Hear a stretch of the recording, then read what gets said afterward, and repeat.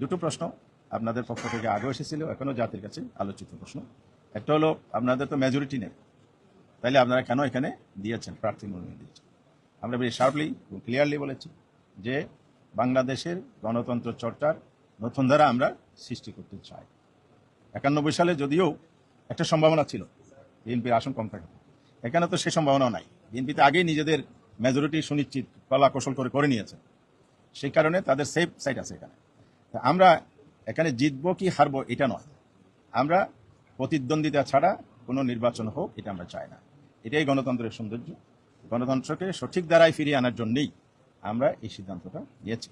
বিশেষ করে গণভোটের যে রায় বাস্তবায়ন করছেন, গণভোটের রায় যদি বাস্তবায়ন হতো তাহলে আজকে আমরা আশা করতাম কর্নেল আলী সাহেব বিপুল ভোটে বিজয়ী হতেন, কারণ সংসদ সদস্যদের কাছে উনি একজন গ্রহণযোগ্য যোগ্য প্রার্থী।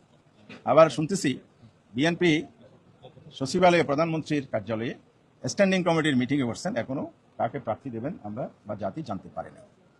কারণ ওনাদের মধ্যে প্রার্থী বাসের যে সংকট আমরা লক্ষ্য করছি, এই যে দন্যতার জায়গায় যোগ্য প্রার্থী দিতে না পারা, সেই জায়গা থেকেও আমরা আশা করতে পারি যে কর্নেল আলী সাহেবের যোগ্য, উনি সবার সামনে জাতির সামনে এসেছেন।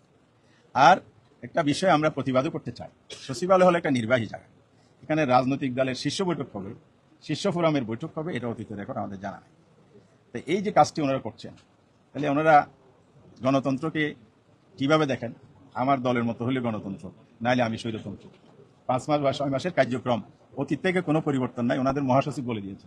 তা আমাদের আর নতুন করে বক্তব্য দরকার নেই, মহাসচিবের বক্তব্য, ফখরুল সাহেব যেটা বক্তব্য দিয়েছেন মাননীয় মন্ত্রী, দলের মহাসচিব, এটাই জাতি জেনে গেছে।